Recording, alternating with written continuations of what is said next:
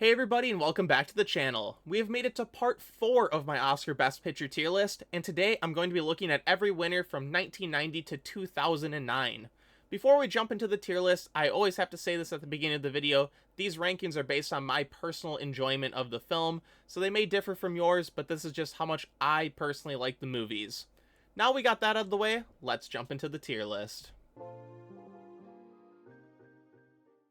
Kicking off 1990, we have Dances with Wolves. The movie follows an injured Civil War soldier who gets sent to the western frontier and he befriends a local Sioux tribe as he stays there. This movie is directed by and stars Kevin Costner in the leading role, and I have to say I really liked what he did with this movie.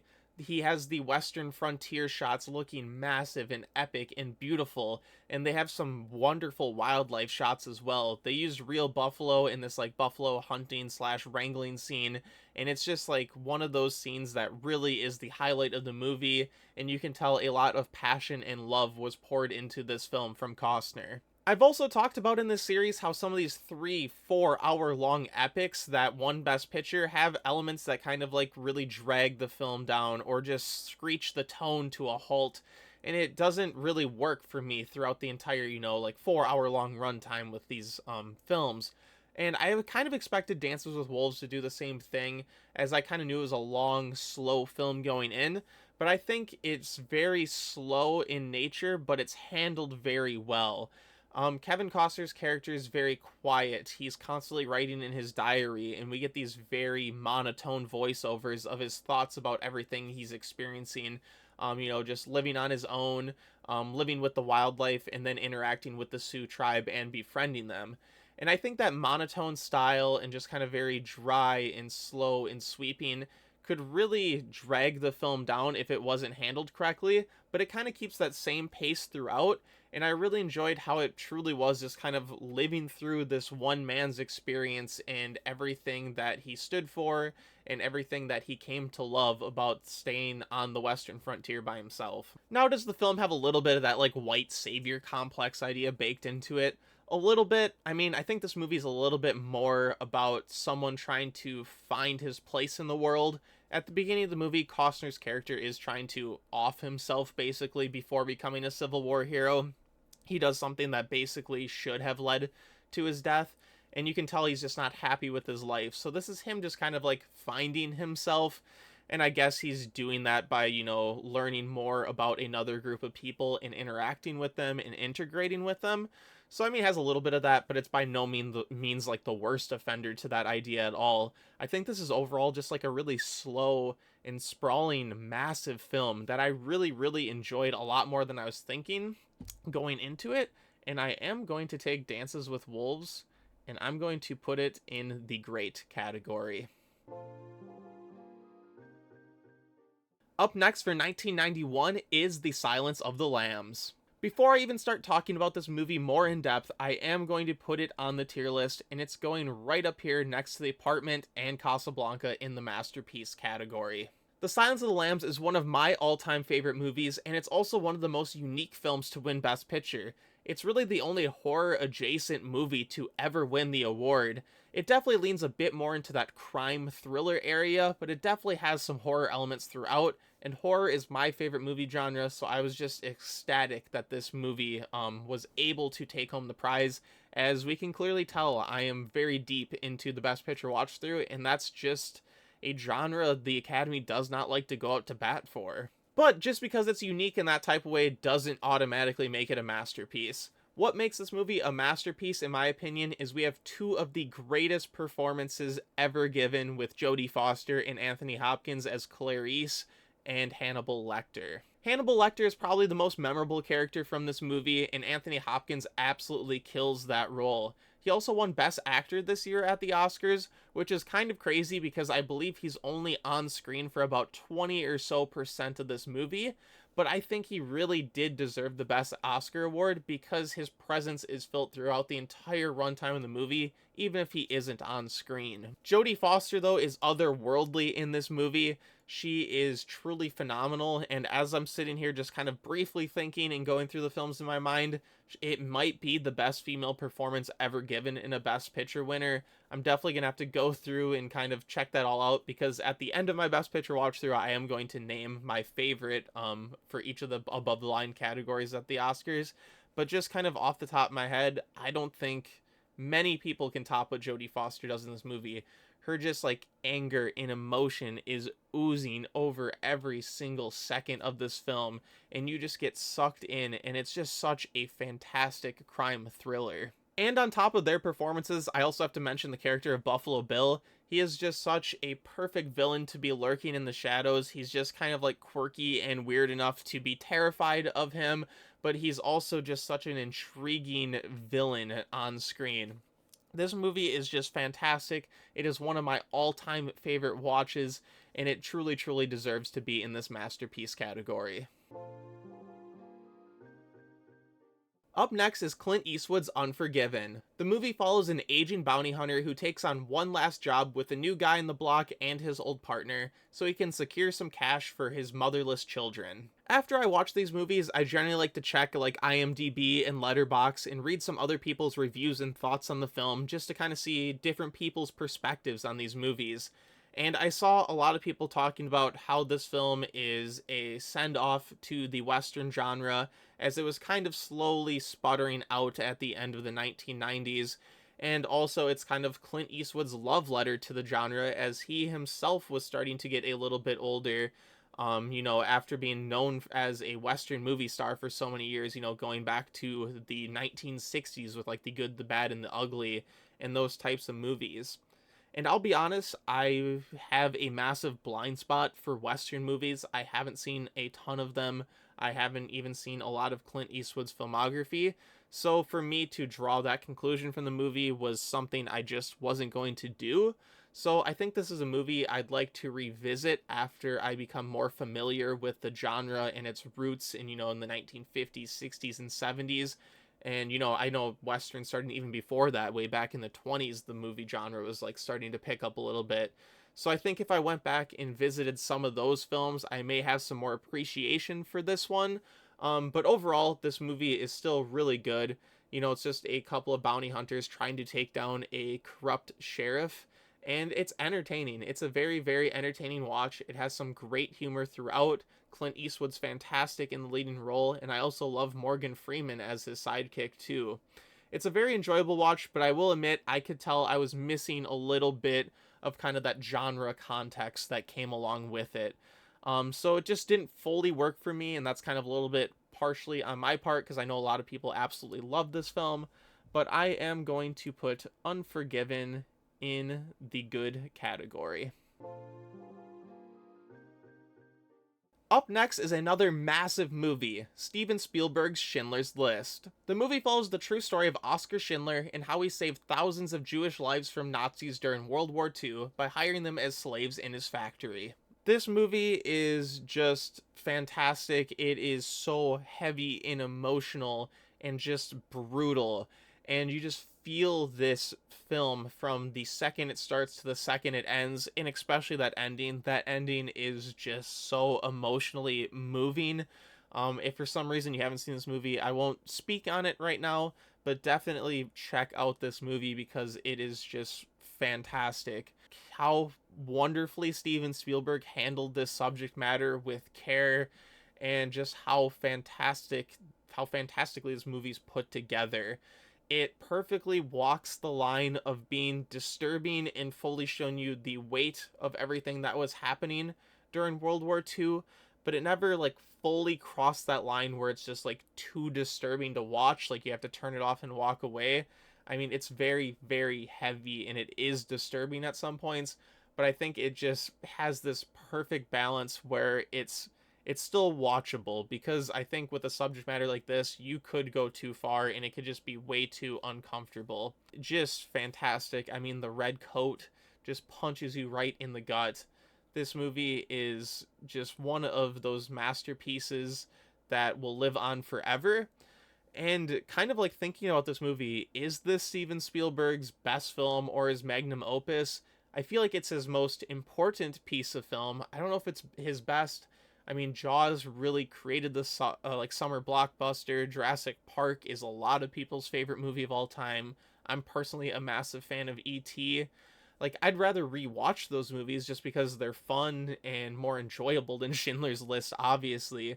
But I think this will probably be the film that Steven Spielberg is most remembered for, in my opinion, just on like an impact level, and especially at the Oscars as well. This is probably going to be his most important Oscar film. Even though, I like to rank my films based on personal enjoyment, it kind of feels weird to talk about Schindler's List as enjoyment, but I understand its impact and it affected me deep emotionally, and I am going to put Schindler's List in the amazing category.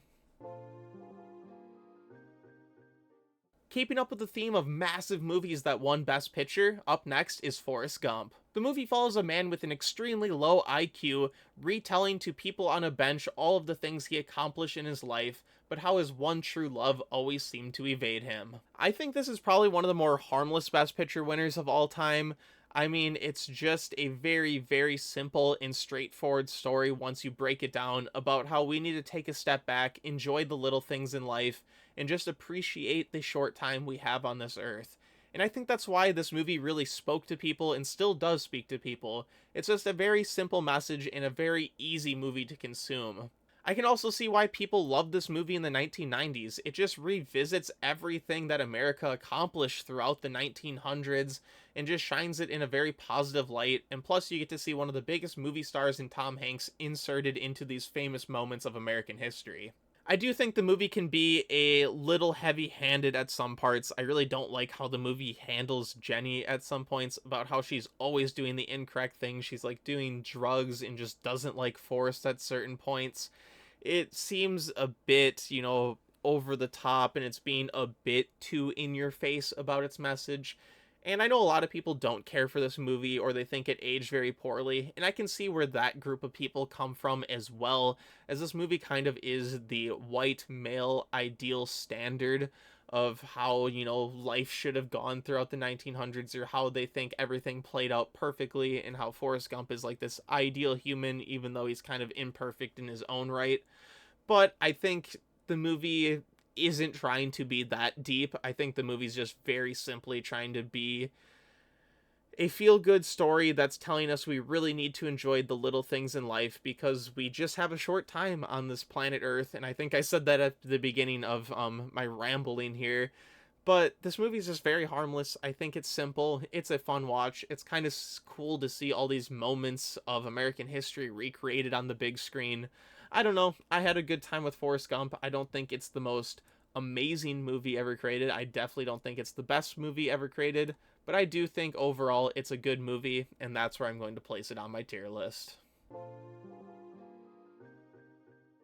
Up next is Mel Gibson's Braveheart. The movie follows Scottish warrior William Wallace, who leads his village to revolt against their English rulers after someone close to him is slaughtered. This ball continues to pick up as he has the entire country lead a revolt against their English rulers. I will say the first thing that really caught me off guard about this movie on my first watch is how gory this film is. This is the bloodiest Best Picture winner so far, and there are just, limbs and body parts and fake blood flying everywhere during these battle sequences. And since I'm mentioning it, that is the highlight of the movie for me. These battle sequences are massive and epic and just sprawling all over the Scottish countryside. They truly look fantastic, and they are some of the most enjoyable battle sequences I have seen in a Best Picture winner. I do think the story is a little bit by the numbers, there is a big figure, someone close to him is killed, so he leads a revolt, and then, we're too small, we can't, fully charging against this massive force, but then more people come and back them up as they really just try to earn their freedom. And, that's fine. I don't think this movie needed to do anything outside the box with its story, but just kind of going in, I was a little bit underwhelmed. I was hoping it was going to do something a little bit more fresh there. But overall, Braveheart is just one of those movies you can flip on. It's very easy to watch, insanely entertaining, has some fantastic battle sequences. And Mel Gibson is very entertaining as William Wallace in that leading role as well. I don't have a whole lot to say about this movie. It's just a good movie. It's kind of what you expect, but sometimes it's okay to have a movie that's just enjoyable and a little bit predictable. And I'm going to throw Braveheart right here next to Annie Hall in Unforgiven. Up next is The English Patient. The movie follows a burn victim who doesn't remember who he is being taken care of by a nurse as World War II comes to a close. As he lays in bed and begins to heal, we slowly learn out who the man is via flashback sequences. Now, this is a Best Picture winner that I know most people are kind of lukewarm on. It's definitely not a lot of people's favorites. And I have to say, I really thought this movie was good. I enjoyed Ralph Fiennes, Willem Dafoe, Juliette Binoche, Kristen Scott Thomas, just really great performances from top to bottom. And the longer I sit with this movie, the more I begin to like it. It's a movie that really benefits from going in blind, not knowing anything about the story more than just like a general plot synopsis, because it's interesting to watch the nurse take care of this man and all their characters kind of like show up and interact, and how the flashback sequences slowly piece together this entire man's life. This movie is emotionally draining. I was devastated by the end of this movie, and I was not expecting that from the beginning. And I watched this movie probably around a month ago. I watched, all 20 of the movies I'm talking about in order. Then I come back and record this video. And this is one that I find has stuck with me. I've constantly been thinking about it, and I don't know how to feel about it. I don't think it was my favorite by any means. I think it's just a good movie, but the longer it sits with me, I really feel like I need to revisit it, and this is a movie I may grow to really, really love in the future. For now, I am going to put The English Patient at the back end of the good category, because that's what I did when I finished watching the movie the first time. I rank all my movies right after I finished them. But I think this could easily crawl up into the great category for me. It's a very complex story about a man and relationships and just kind of like venturing through that World War II landscape, even though he's not directly involved with it, but he's close enough to it where he's constantly involved in it. I don't know. It's a very interesting story. I don't want to spoil it because I feel like this is a movie many people haven't seen. It's probably one of the least watched modern Best Picture winners, like since the 1980s. But definitely check this movie out. It is slow. It's a bit long. I think it's close to that 3 hour mark. And it can be tedious at some points, but I feel like by the end, the overall story is really magnificent and it really touched me. And I don't know what to say about this movie. It's one of the more interesting Best Picture winners in my opinion. I definitely was not expecting that going into the film, just because I know a lot of people don't care for it, but there's a lot to unpack there, and it's a movie that is going to stick with me for a while. So I wish I had more thoughts to share about this movie, but definitely check it out. It's just very, very interesting is how I would put it. You can't talk about the Oscars in the 90s without talking about the massive epic that is James Cameron's Titanic. The movie follows a 101-year-old woman named Rose retelling her experience aboard the Titanic before it sank. Now, this was my first time seeing Titanic, and it was one of my biggest blind spots in cinema. It truly is probably the biggest movie I haven't seen up until this point, and I'm very, very glad I checked it out. I've seen a lot of James Cameron's movies, and this is now my favorite James Cameron movie. Before I talk about it further, I am going to grab the Titanic poster here and throw it up next to the apartment in the masterpiece category.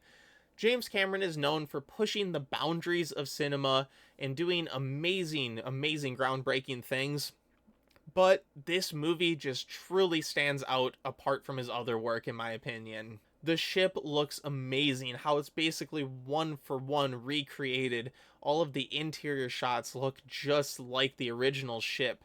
There's so much attention to detail in this set, and just kind of how amazing the special effects were and how he dreamed up all of this.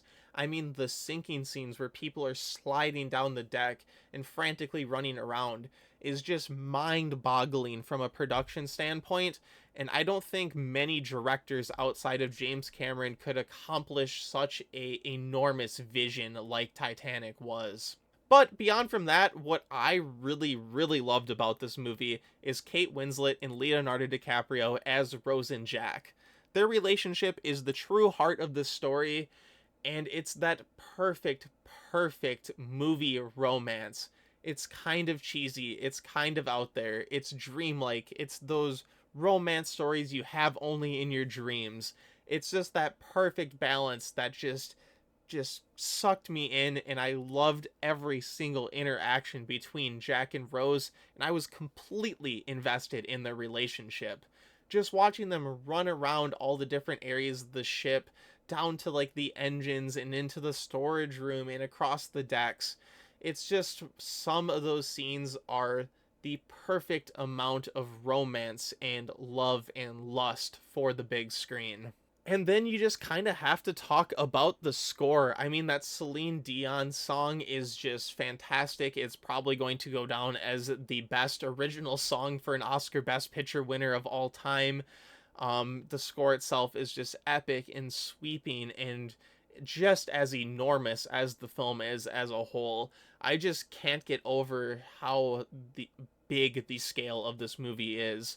I knew the movie was like huge, but it still just like exceeded my expectations. I know a lot of people are probably watching this like, yeah, I saw Titanic. It was a huge movie. It was all this. What are you talking about?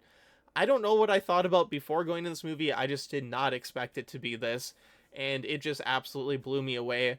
Titanic is a movie that I am upset it took me 26 years to see, but I am going to revisit it many, many times in the future. And I think it's very cool that this is the Best Picture winner from the year that I was born. I love Titanic. It is a masterpiece. Up next is one of the most controversial Best Picture winners of all time, Shakespeare in Love. The movie follows a young Shakespeare who is tasked with writing a new play.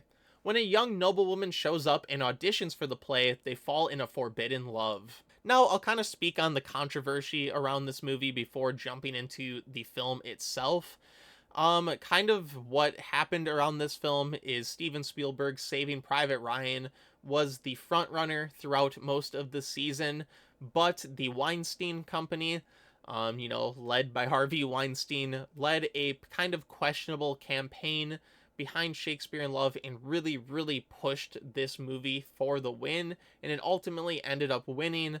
So over the years, there's been a lot of speculation regarding if he kind of broke the Academy's rules to, push this film to a victory, or if it was more just kind of like unethical and really just kind of like shoved this movie down people's throats.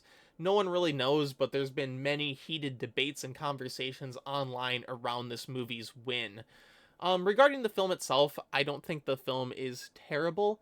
The movie is definitely for Shakespeare lovers, as there is a lot of Shakespeare references and jokes and jabs throughout the film's runtime.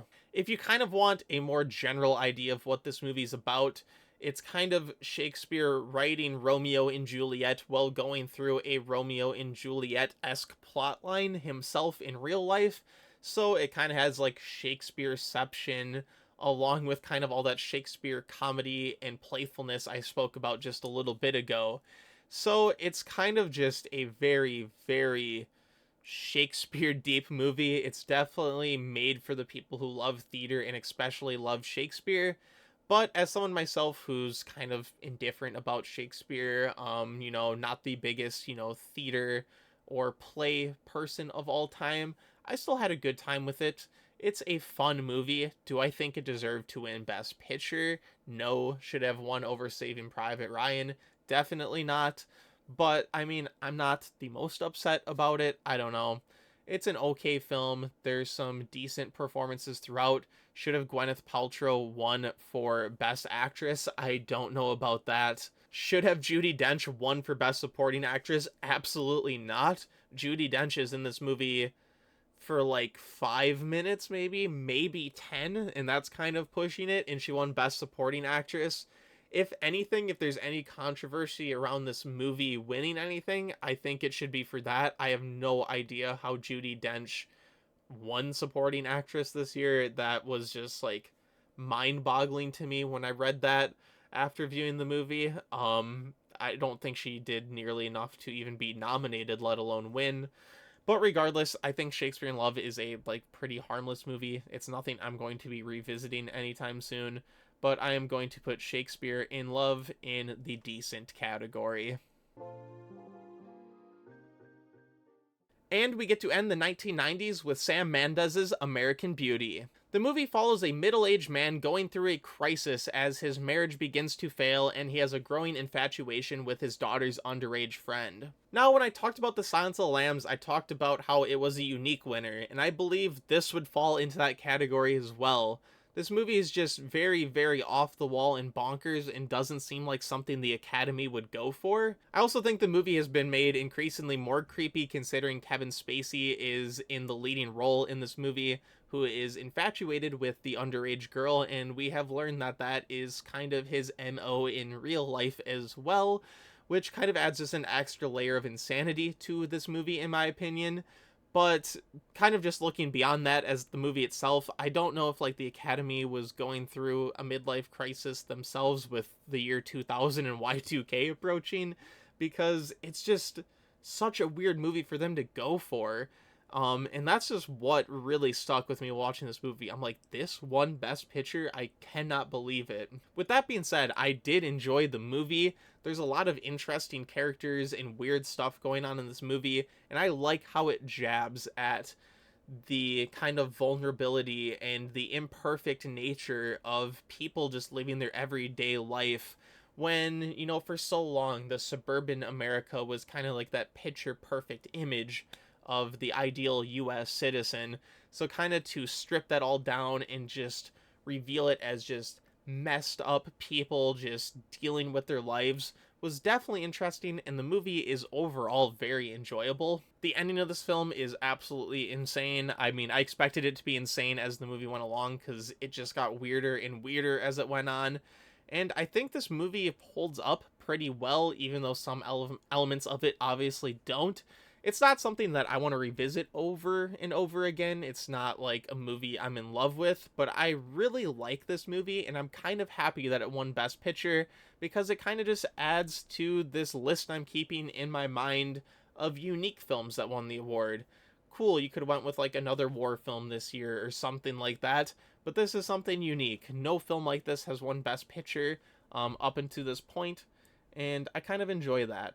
But I am going to slot American Beauty in the good category. Kicking off the 2000s, we have Ridley Scott's Gladiator. The movie follows Roman gladiator Maximus after he is sent to exile and his family is executed. He claws his way back to take down the Roman leader who sent him there. If I'm going to compare this movie to a previous Best Picture winner, it's definitely Braveheart. Both films feature very similar story beats where a man who was, you know, living the good life is beaten down to nothing, has his family stripped away from him, and will stop at nothing to exact revenge. I do think I enjoy Gladiator more, though, because the Colosseum battles are extremely entertaining. They're pretty much on par with the Braveheart massive battle scenes, but I kind of liked the close quarters combat a little bit more here in Gladiator, and just seeing that Colosseum was very, very cool as well. The one thing I'll note, though, is I'm not the biggest fan with the editing in Gladiator here. There's like a lot of quick cuts that also lead to camera angles quickly changing, and there's also some weird slow-mo, especially in the beginning. And I just wish they would have had some wider shots, let the battles play out that way. I think it would have been a little bit more effective, but I'm not complaining too much because they're still really entertaining to watch. The one thing that really makes this stand out, apart from a film like Braveheart for me though, is how effective the villain is. Joaquin Phoenix as Commodus is one of the biggest losers I have ever seen on the big screen. He is so pathetic that he just wants to A, kill his father so he can take the throne, B, send Maximus to exile so he no longer has to deal with him, and then C, wants to like hook up with his sister. I understand that that's more what happened, you know, like way back in the Roman Empire type of days, but he is just so pathetic on screen too, though. Just the way he like handles his demeanor, he's like a little 6-year-old boy who is just like stomping his feet and can't get what he wants, and Joaquin Phoenix just portrays that perfectly. I personally think he carries this film on his back. I mean, we have Russell Crowe in the leading role as Maximus, who is good in this movie, but he is by no means even close to what Joaquin Phoenix is doing here. He is just on another level. I think this is probably my favorite Joaquin Phoenix performance that I've seen. But all around, Gladiator is another one of those movies, kind of like I said with Braveheart, very easy to toss on, very easy to sit down and enjoy. Just an overall very enjoyable and fun film. I am going to throw Gladiator in the great category. Up next is another Russell Crowe-led Best Picture winner, A Beautiful Mind. The movie follows brilliant mathematician John Nash as he starts to work for the government, but his life takes a turn for the worse after something happens to him. Now, I'm going to place this movie on my tier list because I am going to spoil this movie a little bit because I really need to talk about this movie in full to explain my feelings on it, but I am going to place it down here in the below average category.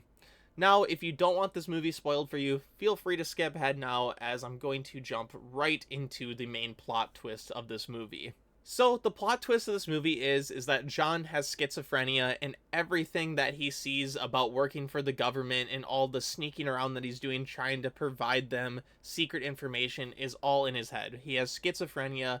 He just thinks he's doing all this for the government when he's just really doing nothing, running around doing, just random tasks. And once we find out he has schizophrenia about halfway through the movie, it just goes downhill from there. Because it keeps trying to reintroduce him to working with the government again, as if we aren't aware that he has schizophrenia. All this is fake. So I feel like it's doing absolutely nothing and moving at a snail's pace. But beyond that, I personally didn't give a single shit about John Nash as a character. The beginning scenes of this movie are so cringe-inducing and hard to watch that it just doesn't make me want to root for this character or even watch an entire film about his life. The scenes in the bar where he's mathematically trying to figure out what girl he can take home and then walking up to the other girl saying he doesn't want to take her on a date and they just need to swap body fluids were just some of the most skin crawl cringe inducing scenes I've had to sit through in this entire Best Picture watch through, and I just couldn't stand it. This movie is so boring, it's so dull. I mean, that plot twist is a little bit shocking. It's kind of hard though because pretty much every single plot synopsis about this movie, even if it's 2 sentences long, mentions schizophrenia, so I kind of saw it coming. But then after that, it just keeps trying to play it out, and I really didn't care about him personally trying to battle through it and learn to live with the people that he's just seeing, his roommate at college, and then the government official, and then his best friend's daughter. I don't know, it just didn't work for me. This isn't a movie I ever want to see again. It just had so many elements I disliked. It's just a very, very below average movie for me, and it's one of those where I just scratch my head and I'm like, you really couldn't have found a better movie to give Best Picture to this year. But yeah, that's all I really have to say on this one. Up next is the film adaptation of the famous musical Chicago. The movie follows 2 women on death row in Chicago who hire a smooth-talking lawyer to get them out of their sticky situations and make them famous. I've sat through quite a few musicals during this Best Picture watch-through, and if you've seen my previous parts, you probably know I'm not the biggest musical fan. But I'm here to tell you, this is my favorite musical to win Best Picture. I'm going to grab it right now, and I'm going to throw Chicago up here at the top of the great category. What makes this movie so fantastic is it really doesn't lose its stage roots. All of the musical numbers are still performed on a soundstage, but they're intertwined with kind of the real life storylines that are taking place alongside them, and I absolutely loved that presentation. Beyond that, the music in this movie is fantastic. We Both Reach for the Gun and Cell Block Tango are 2 fantastic musical numbers, And also on top of that, I am a sucker for a fantastic courtroom scene, and this movie has one, but everyone is tap dancing during it too, and that's something I didn't know I needed in my life, but I'm so glad I was able to see it. Renee Zellweger, Catherine Zeta-Jones, Queen Latifah just absolutely dazzle and light up the screen in this adaptation. It is just so much fun from beginning to end. Those sets are fantastic, like the giant like light up names that drop down in like that old Chicago, style fashion. I just loved every single second of it. This is one of the biggest surprises from this 20-year time period I'm talking about today. I was not expecting to find a musical that I want to revisit and just absolutely adore over and over again like this one, but Chicago is fantastic. It is easily my favorite musical Best Picture winner. Next is the conclusion to one of the greatest fantasy epics of all time, Lord of the Rings: The Return of the King. The movie follows Frodo and Sam as they try to complete their journey of taking the all-powerful ring to Mount Doom to destroy it. All while that's going on, the rest of the fellowship is trying to save Gondor. I rewatched the entire trilogy in preparation for this challenge, and it was really, really a fun experience. I haven't seen these movies in a very, very long time, and it was so long ago, it's to the point that I really didn't even remember what happened in all three of the movies. I watched the theatrical cut mostly because that's just what I had the time for, and I also think that the theatrical cut is what the Academy would have watched when considering all three of the films for awards. If you want my personal rankings of the theatrical cuts, I would go part 1, part 3, and part 2 is how I would order them, but all three are just amazing, sprawling fantasy epics, unlike any other, movie we have ever seen. This final part specifically, I love how pretty much every single character arc ended. If I do have to nitpick how the character arc ends, I didn't care for like how the ending is faked out so many times. I kind of knew that going in. I do remember that from viewing it a long time ago, but it's just kind of weird how this movie ends like 5 separate times. It's kind of confusing and head scratching, and even it kind of weirded me out even though I knew it was coming. But other than that, this movie is just amazing from top to bottom. Those battle sequences with the early 2000s, special effects are outstanding. All of the practical effects used for like the orc makeup are some of the best that have ever been done, especially in like this fantasy genre. It's just hard not to be in love with these movies. It's just once in a lifetime experience that like sci-fi movies like these come around. I mean, we had the Star Wars movies, that trilogy, the original one, and then we kind of had the Lord of the Rings trilogy, and now we may be seeing something like that kind of happen again with Dune, since that's kind of taking the world by storm as I'm recording this video. But it's just magnificent to see such a massive movie like this and a fantasy film be recognized by the Academy, because once again, these 2 decades seem to kind of be the groundwork of the Academy willing to reach a little bit outside the box. We had American Beauty, we had Silence of the Lambs, and now we have a sequel winning the award, which is amazing as well. The Godfather Part 2 was the only other sequel to win this award before this one did. And just willing to kind of reach outside the box and go into the fantasy genre. This is kind of the first full-on fantasy epic to win it. I don't really have too much else to say about The Lord of the Rings. Everyone knows how fun these movies are. They're just all-time classics, and they're films that everyone really needs to experience at least once in their life.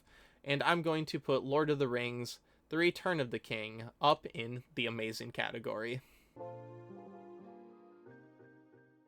Up next is Clint Eastwood's second Best Picture winner, Million Dollar Baby. The movie follows an aging boxing coach who doesn't want to train a woman who comes into his gym one day asking for additional help. She keeps showing up though and is very adamant about going pro, and he finally caves and helps her. Now, this movie kind of follows the same storyline as Rocky, where we see kind of an underdog work their way up, train super hard. The woman boxer in this movie, portrayed by Hilary Swank, is a little bit older, and Clint Eastwood's character explains she's probably a little bit past her prime compared to the younger women that are coming onto the scene, but she keeps training and gets better at her craft and works her way up through the ranks. of kind of the professional woman boxing scene. About halfway through this movie, there is a giant plot twist. I'm not going to spoil it here, but it kind of, like throws her career off the rails, and she kind of has to learn to deal with it. Everything up until that point, I was a massive fan of. I do think the things that follow after the event that takes place are a little bit melodramatic. I think they stack on a little too heavy-handed, and it's a little bit depressing. And I want to note before moving on that the writer of this movie is Paul Haggis, who will be the director and writer of the next film I'm talking about. And that's very important. Just remember what I said about being like kind of melodramatic and kind of being over the top for that next movie. Going back to Million Dollar Baby though, that doesn't hurt the movie too much for me. It just really didn't stick the landing, I guess. But the one massive, massive bright spot for me in this movie is Morgan Freeman. We have Morgan Freeman showing up once again in a Best Picture winner, but this is the role he won an Oscar for, and oh my god, Morgan Freeman is fantastic in this movie. He is the kind of assistant to the aging boxing trainer. He was a boxer himself back in his day, and he kind of just lives in the gym. He doesn't have much money, but he helps out where he can with Clint Eastwood's main character who owns the boxing training center, and he is the heart and soul of this movie. I mean, Hilary Swank and Clint Eastwood have their heartfelt moments with one another and on their own, but Morgan Freeman is on another level here. This is my favorite Morgan Freeman performance I've ever seen, and that's saying a lot because Morgan Freeman is fantastic in every movie that he's in. I don't even know if I could say a Morgan Freeman performance I don't care for, but this is his best. I loved every single second of Morgan Freeman in this movie. This movie is still like an emotional roller coaster, like I kind of mentioned before. You can kind of insinuate that with, building your way up to be a professional boxer and then having something kind of derail that. So, it can definitely hit a little bit hard, but by the end, I think it was trying to strike an emotional chord just a bit too hard. It was going a bit too far for my liking. But overall though, Million Dollar Baby, still a very enjoyable watch. And I am going to put Million Dollar Baby in the good category. Up next is probably the most infamous Best Picture winner of all time, Crash. Now, I wasn't sure how to put the plot synopsis in my own words, so I'm going to read it directly from online so you can hear it. In a post-September 11th Los Angeles, tensions erupt when the lives of a Brentwood housewife, her district attorney, a Persian shopkeeper, 2 cops, a pair of black carjackers, and a Korean couple converge during a 36-hour period. So, from that plot synopsis, this entire movie is about race relations in the United States. I'm going to scroll down here, and I'm going to place the movie on the tier list right away, and it's going dead last. This is hands down the worst movie to ever win Best Picture. I thought about it for a while. I was like, is this worse than Cimarron? Yes, it is. Cimarron's very long, tedious, boring, racist in its own rights, but it came out in the 30s, so it's kind of easier to excuse it for that. Then we have the Broadway Melody, which came out in the 20s, and my issue with this was mostly the story. But this was in the early years of talkies and film screenplays coming around, so it's very easy to excuse this film too. It's not easy to excuse a film that came out in 2005 for being this dog shit, though. This entire movie is just people going through the most fucked up situations for 2 hours, and it's between people of different races, so then race arguments start between it. Just to break down kind of one storyline in this movie, because the film really just has intertwined storylines that are switching back and forth constantly. But the one that starts at the beginning of this movie that was just very, very weird to me right off the bat is a seasoned police officer has a new police officer in his car. They're both white. They pull over a black couple and force them to get out of the car for absolutely no reason. And then the seasoned police officer starts groping the black wife. And you can tell he's like smirking at the new cop, and then the woman's very uncomfortable. And it's just a very, very weird scene to experience. Now, Fast forward about 40 minutes later into this movie, that same woman flips her car in the interstate, and that seasoned police officer is the first one on the scene, and he pulls her from the burning wreckage, and she's screaming the entire time, like, "Don't touch me, I don't want anything to do with you," and she recognizes who he is. After she's pulled out of the burning car, the cop is on his knees, like looking up at the sky, and then looks back at her as she's being taken away by paramedics. And like the movie really seems like it's trying to frame it in a way that this man has now been forgiven and he recognizes his wrongs after doing this task. And I was just sitting there face palming so hard.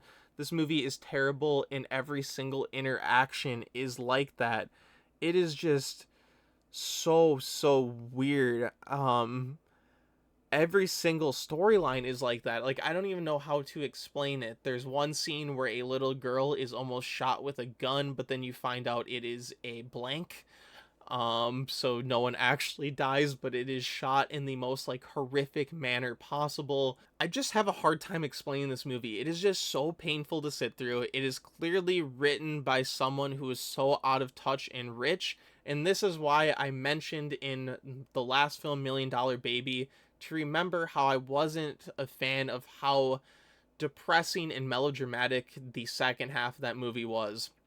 That writer is the same man who wrote and directed this film, Paul Haggis, and he has this movie just set up in the most depressing and out of touch manner possible. Everyone is going through the most messed up possible situations ever, and then this movie ends with another car crash taking place to signify that this cycle will just continue on and on and on, and nothing will be fixed.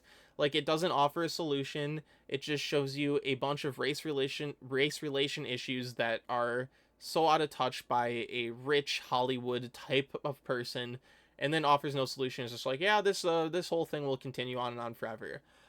I don't get why this movie won Best Picture. It is terrible. Brokeback Mountain should have won every single Oscar instead of this movie. It is god awful. I've been rambling about this movie now. I looked over for over 5 minutes now. It's not worth watching. It is terrible. If you want to watch the worst Best Picture winner ever made, sure, go ahead and watch this. I'm not even sure if my rambling made sense for half the time, but this movie is just god awful, and it wins the award of worst Best Picture winner of all time, because even looking down here at every film that I have coming up in this challenge, nothing will be worse than Crash. I've seen the majority of these movies, and the few that will be first time watches, I know that they won't even have an opportunity to be as bad as Crash is.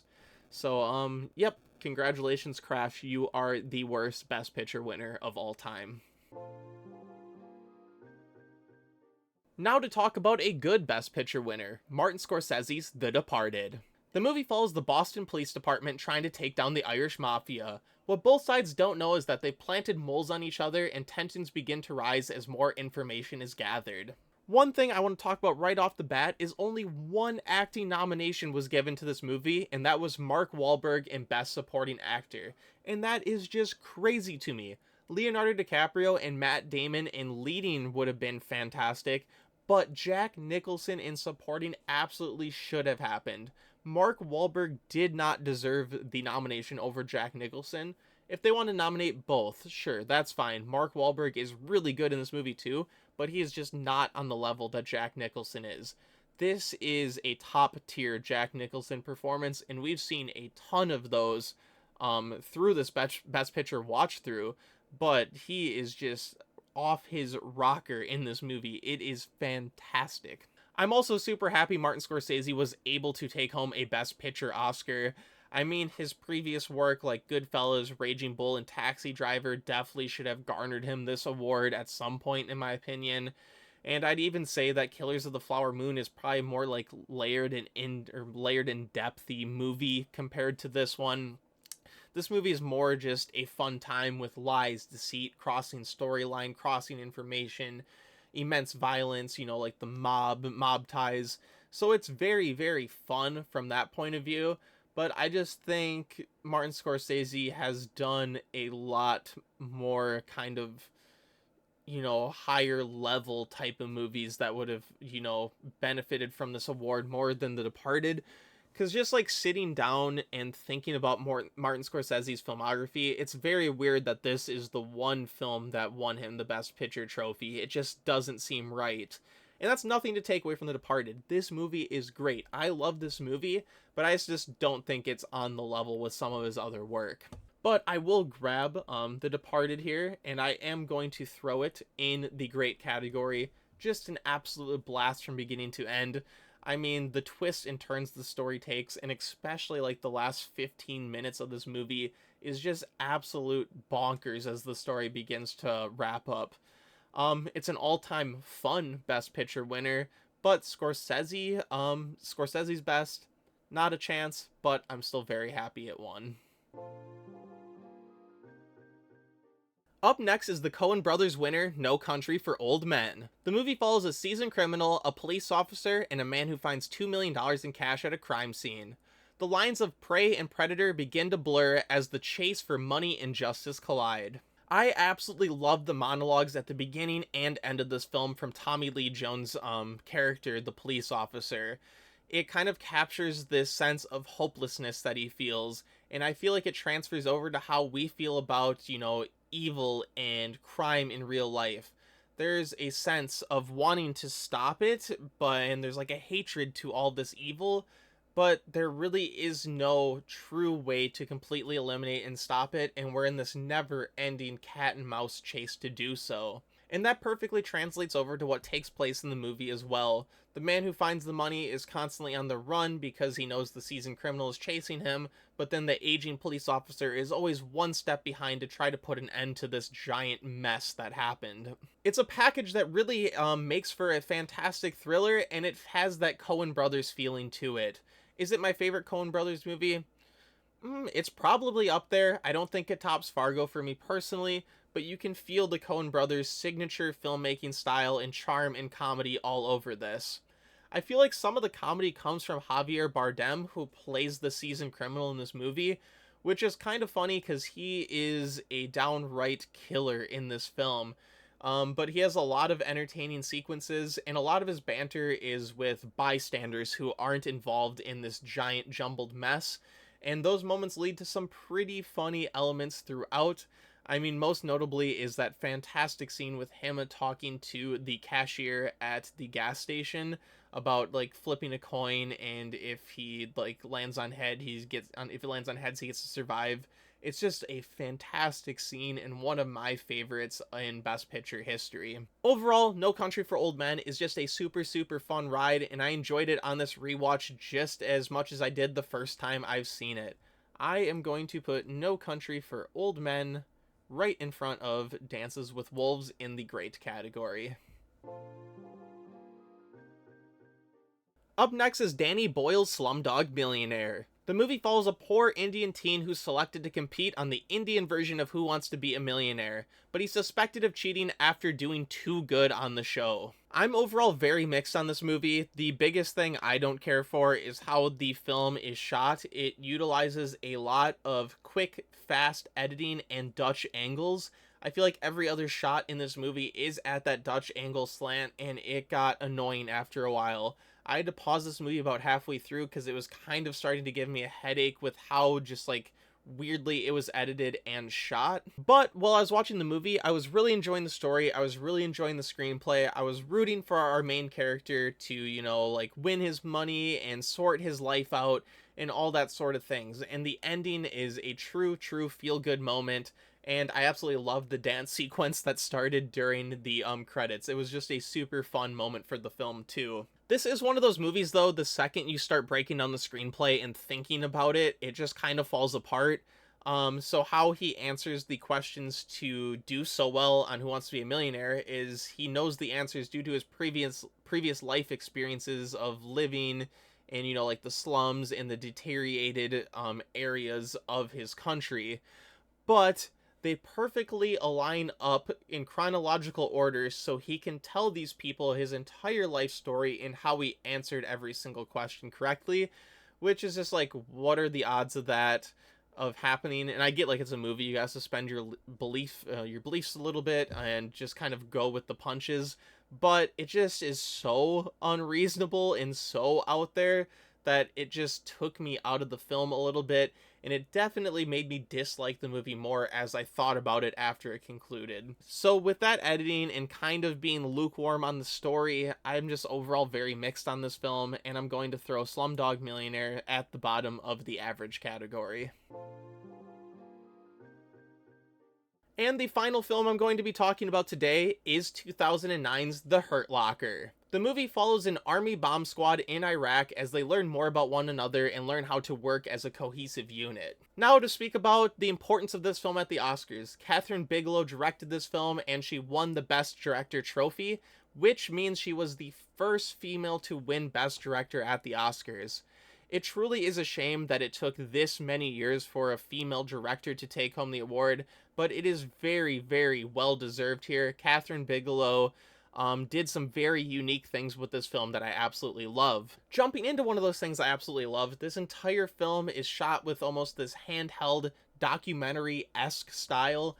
It really immerses you in these very stressful situations that these bomb diffusers find themselves in.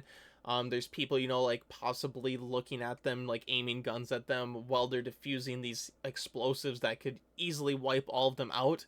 And just having that handheld in your face type of direction and camera work just made me stressed out at multiple points throughout this runtime. I do think some of the character interactions that happen in between these bomb diffusing scenes are a little bit kind of like cliche by the numbers, kind of rolls with the punches how you normally would for like a war movie. But I mean, you're not really here for that. The big highlight moments of this movie is these like high stress situations that these men find themselves in, whether that be them defusing the bombs like I've said, or when they're under fire and stuck in the desert for multiple hours with the sun just beating down on them. I also found it very refreshing for there to be a movie about the Iraq War. As you can see with all these movies on screen here, there have been many movies about Vietnam, World War I, World War II, but there really isn't many about modern conflicts. Even with the Best Picture winners that will be coming up in the 2010s and the 2020s so far, nothing really touches on these conflicts of, you know, kind of the early 2000s post 9/11. So I really enjoyed that aspect of this movie as well, just because war tactics and what goes on has changed so much over the years with the advancements in technology and things like that. So overall, The Hurt Locker has a lot of things I really enjoyed. It's definitely not my favorite war-based Best Picture winner or anything, but there's a lot of unique facts about it and it has some unique style to it. I am going to throw The Hurt Locker up here in the good category. And finally, I have my personal Oscar picks for these 2 decades. Kicking it off in supporting actress, I have Catherine Zeta-Jones in Chicago. Her portrayal as Velma Kelly is just a showstopper. She steals every single scene she is in, and I absolutely adore this performance, and it's easily my favorite musical performance I've seen in any Best Picture winner. For supporting actor, I have Morgan Freeman. Like I said when I was talking about Million Dollar Baby, I've seen quite a few Morgan Freeman performances, but this is my absolute favorite. Jack Nicholson in The Departed is a very, very close second, but I just had to give this to Morgan Freeman since it's my favorite performance from him. Kind of skipping over the lead categories, I'm going to go down to director. I gave that to James Cameron for Titanic. It is just a massive, massive feat. All the sets look absolutely beautiful. I love the way the ship looks, the way the iceberg hitting it does, all the massive scenes of people sliding on the deck and scrambling around as the ship begins to sink. It is just a huge vision, and I believe I said this when I was talking about Titanic as well. Not many directors could pull this off, but James Cameron's one of them, and I love Titanic. Then for the 4 other categories, lead actress, lead actor, screenplay, and best picture, I gave them all to Silence of the Lambs. Jodie Foster and Anthony Hopkins as Clarice and Hannibal are 2 of my all-time favorite Oscar winning performances. They are fantastic in this movie, and I just absolutely love every single second they're on screen interacting.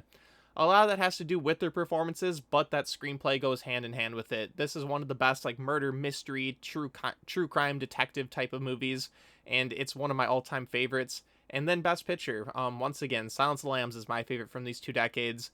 This is probably a top 2 Best Picture winner of all time for me personally. Maybe top 3. We'll have to see how the 2010 to 2024 video shakes out. But overall, I am just a massive, massive fan of the Silence of the Lambs. So yeah, no shock overall for me here personally. I knew I loved Silence of the Lambs going in, and this is just a overall fantastic 2 decades of Best Picture winners. I want to thank you for checking out part 4 of my Oscar Best Picture tier list. What are your thoughts on my rankings? What are your thoughts on these films from the 90s and 2000s? Please let me know in the comments down below, and while you're down there, drop a like and subscribe to the channel. It all goes a long way in helping me out, and I'll hope to have part 5 out very soon. Thank you, and have a good one, everybody.